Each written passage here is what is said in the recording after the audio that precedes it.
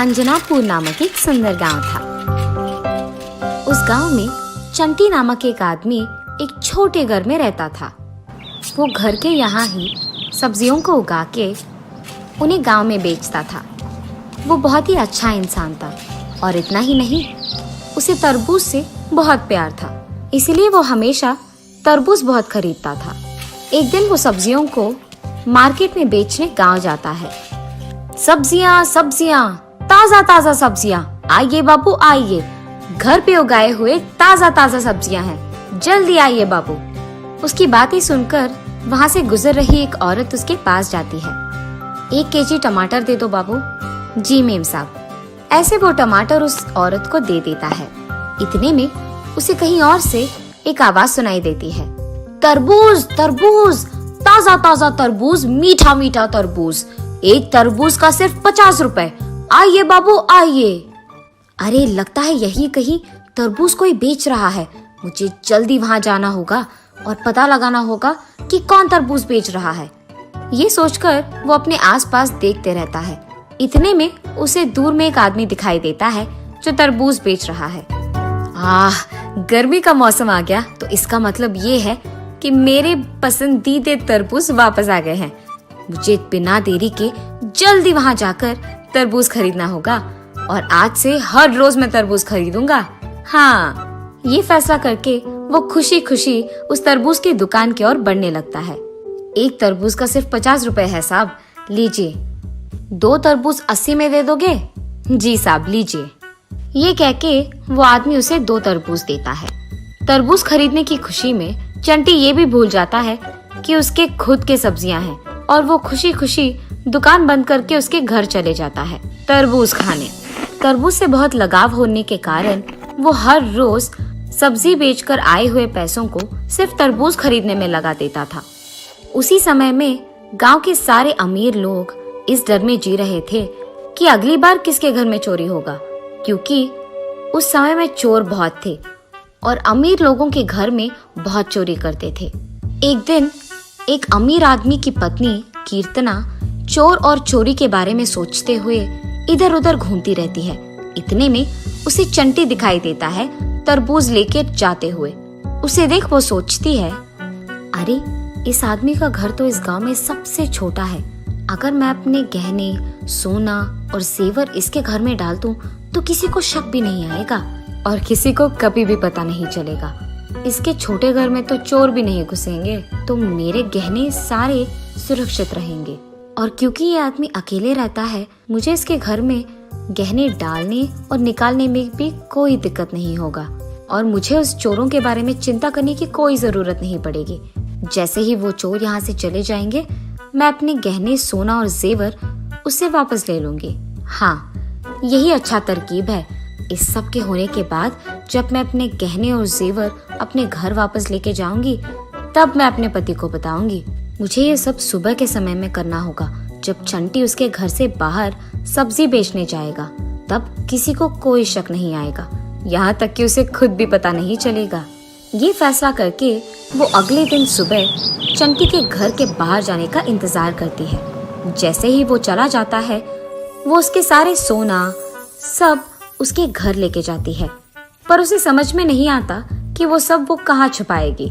हाँ, मैं इस सब को एक बड़े डिब्बे में डालकर जमीन के नीचे छुपाऊंगी, ये फैसला करती है। तब वो उसके फैसले के मुताबिक जमीन में खोदकर उसमें ये बड़ा डिब्बा डालकर उसमें उसके सारे सोना सब कुछ भर के उस डिब्बे को बंद करके उस पे मिट्टी डालकर उसके जमीन के टाइल्स को वो वापस लगा देती है। उसके बाद वो वहाँ से चले जाती है। ऐसे बहुत दिन बीत जाते हैं। हर रोज की तरह एक दिन जब चंटी तरबूज खरीदकर उसके घर आता है, तो उसे कहीं नीचे रखने की जगह देखता है। इतने में उसके हाथ से वो तरबूज नीचे गिरकर टूट जाता है और उसके साथ ही जमीन का टाइल भी टूट जाता है। अरे रे, मेरा तरबूज टूट गया। एक और तरबूज खरीदने के लिए मेरे पास पैसे भी नहीं हैं। अब मैं क्या करूं? ऐसे गम में वो तरबूज के टुकड़ों को और उसके नीचे टाइल के टुकड़ों को फेंकने के लिए इकट्ठा करता है। अरे ये क्या, टूटे हुए इस टाइल के नीचे मिट्टी पर हाथों का निशान है। क्या सारे टाइल्स के नीचे ऐसे ही हाथ के निशान होंगे? खोलकर देखना ही बेहतर होगा। ये फैसला करके वो उसके बगल के टाइल को भी निकाल कर देखता है, पर उसके नीचे मिट्टी पे हाथ के निशान नहीं होते हैं। ये देख वो आश्चर्यचकित होता है। अरे ये क्या, एक टाइल के नीचे हाथ के निशान और दूसरे टाइल के नीचे कुछ भी नहीं। ये सोचते हुए जब वो मिट्टी को इधर उधर करता है तो उसे एक डिब्बा नजर आता है और उसे देख वो दंग रह जाता है। ये इतना बड़ा डिब्बा कहाँ से आया होगा? मैंने तो नहीं रखा इसे यहाँ। ये सोचते हुए वो उस डिब्बे को बाहर निकालने की बहुत कोशिश करता है, पर उतनी कोशिश के बावजूद वो निकाल नहीं पाता है। हार मानकर वो डिब्बे को खोल ही लेता है। डिब्बे के अंदर सोना, जेवर और गहने देख वो एकदम चौंक जाता है। बाप रे, इतना सारा सोना मैंने तो अपनी जिंदगी में कभी नहीं देखा है, और ये सब मेरे घर के नीचे मिलना तो एकदम आश्चर्यचकित है। ये सब देखकर तो मुझे विश्वास ही नहीं हो रहा है कि मेरे घर के नीचे ये सब मिला है। तरबूज नीचे गिरने के कारण ही मुझे इसके बारे में पता भी चला है, वरना शायद कभी पता नहीं चलता। इन पैसों के साथ तो मैं आराम से जी पाऊंगा। मुझे सब्जी बेचने की कोई जरूरत नहीं पड़ेगी और मेरा मनपसंद तरबूज मैं हर रोज खरीद पाऊंगा।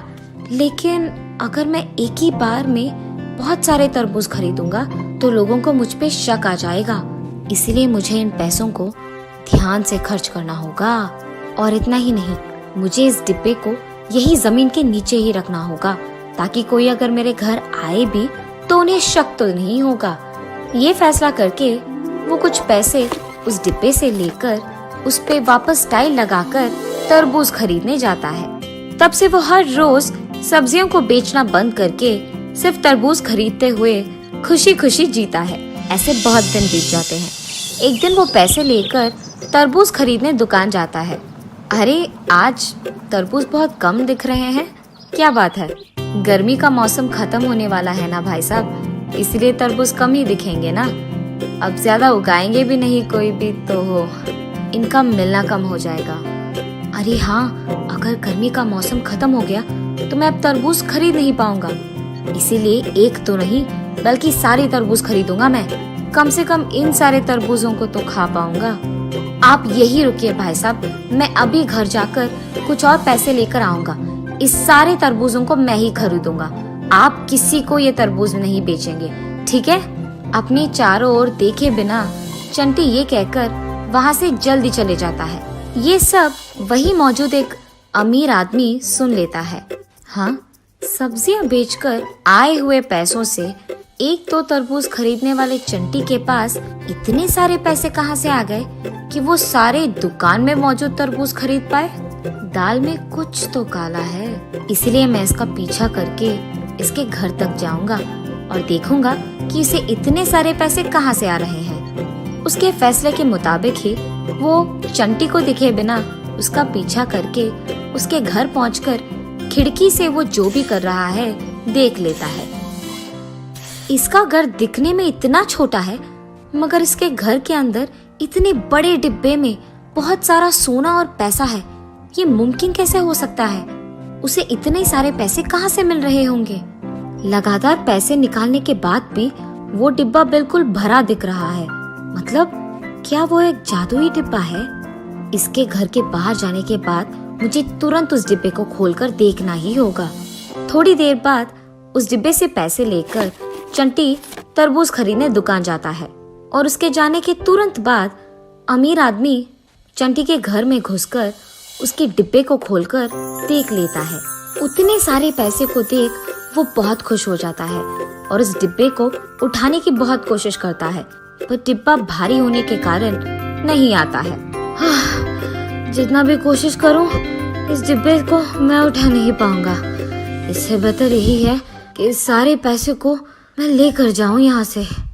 इसलिए वो एक के बाद एक सोने को और पैसे को उठाते लेते जाता है। लेकिन बहुत सारे पैसे और गहने लेने के बाद भी उस डिब्बे में और भी बचकर रहना देख वो चौंक जाता है और दंग रह जाता है। जरूर ये कोई जादुई डिब्बा है, इसीलिए मैं इसे उठा भी नहीं पाया हूँ। और ऐसे ही एक के बाद एक पैसों को, गहनों को लेकर जाऊंगा तो वो चंटी घर आ ही जाएगा। इसीलिए उसके घर आने से पहले ही मुझे उसके पास लेकर एक सौदा बनाना होगा कि उसका घर मेरा हो जाए और मेरा उसका। तब मुझे ये जादुई डिब्बा में मिल जाएगा और इस गांव में सबसे ज्यादा अमीर बन जाऊंगा मैं। ये फैसला करके वो वहाँ से तुरंत तरबूज की दुकान जाता है चंटी से मिलने। चंटी, मैं सिर्फ इस दुकान के ही नहीं बल्कि बाहर से भी तरबूज मंगाकर तुम्हें दे दूंगा और साथ ही मेरा बहुत बड़ा घर भी तुम्हें दे दूंगा। इस सब के बदले में मुझे सिर्फ तुम्हारा घर चाहिए, वो मेरे नाम कर दो और मैं अपना घर तुम्हारे नाम कर दूंगा। अगर तुम नहीं माने तो मैं ऐसा करूंगा कि तुम्हारे पास रहने के लिए घर भी नहीं होगा। सोचकर मुझे जवाब दो। इस गांव में सबसे अमीर आदमी तो यही है, ये कुछ भी कर पाएगा। इसलिए बेहतर यही है कि मैं इसकी बात मान लूं और सौदा कर लूं। मैं इसका घर ले लूंगा और मेरे घर में जो पैसे और सोना मौजूद है वो सब मैं छोड़ दूंगा, क्योंकि मेरे पास कम से कम एक घर तो होगा। उसी घर में मैं सब्जियां उगाकर अपना काम कर सकता हूँ और उसी पैसों से मैं तरबूज खरीद पाऊंगा। यही मेरे लिए अच्छा है। साहब, आपके कहे के प्रकार ही मैं करूंगा। मैं आपका घर ले लूंगा और आप मेरा ले लीजिएगा। ये सुनकर अमीर आदमी खुशी से पगला जाता है और तुरंत उसका घर चंटी के नाम कर देता है और चंटी का उसके नाम कर देता है और उसके वचन के मुताबिक ही बाहर से भी तरबूज मंगाकर सारे तरबूज चंटी को दे देता है। और उसके बाद उसकी पत्नी को लेकर वो चंटी के उस छोटे घर में जाता है। अरे, आप मुझे यहाँ क्यों लेके आए? कीर्तना, अब से ये घर हमारा है, हम यहीं पे रहने वाले हैं। मुझे पता है कि ये घर बहुत छोटा है, पर इसमें एक जादुई डिब्बा है, उसमें बहुत सारा पैसा, सोना और जेवर है। ऐसे वो जो कुछ भी हुआ कीर्तना को बताता है। ये सुनकर कीर्तना हैरान हो जाती है। हाय भगवान, मुझे बताए बिना आपने क्या कर दिया जी? ये कोई जादुई डिब्बा नहीं है। इस सब में जो सोना, गहने और जेवर मौजूद है ये सब हमारे ही है। मैंने ही इस डिब्बा को यहाँ लगाया है जी। गांव में हो रहे चोरी से बचने के लिए मैंने ये सब किया है। मैंने सोचा उन चोरों के जाने के बाद मैं पैसे लेकर वापस आ जाऊंगी और तब मैं आपको ये सब समझाऊंगी। मुझे आपको पहले ही बोल देना था, ये सब मेरी गलती है। बाप रे, ये क्या हो गया? मैंने भी पैसों की लालच में अपना घर उसके नाम और उसका घर मेरे नाम कर दिया। अब मैं उसे वापस कभी नहीं ले पाऊंगा। ऐसे सोचते हुए दोनों पति पत्नी दुखी बैठते हैं। सुनिए, जो हो गया सो हो गया, अब हम इसके बारे में कुछ नहीं कर सकते हैं। ये तो अच्छा हुआ कि हमारे पैसे, सोना और गहने हमारे पास ही है। इसका मूल्य ज्यादा है। कम से कम अब आप लालची मत बनिए और सोच समझकर फैसले लीजिए, और मैं भी आपको बिन बताए कुछ भी नहीं करूंगी। ये फैसला करके दोनों हार मानकर उनके पास मौजूद पैसों से एक और बड़ा घर खरीदकर उसमें रहना शुरू करते हैं। और जब भी वो चंटी को देखते हैं दुख से निराश होते हैं, और दूसरी तरफ चंटी उसके बड़े घर में खुशी से रहते हुए, सब्जी उगाते हुए और उन्हें बेचते हुए खुशी खुशी जी लेता है।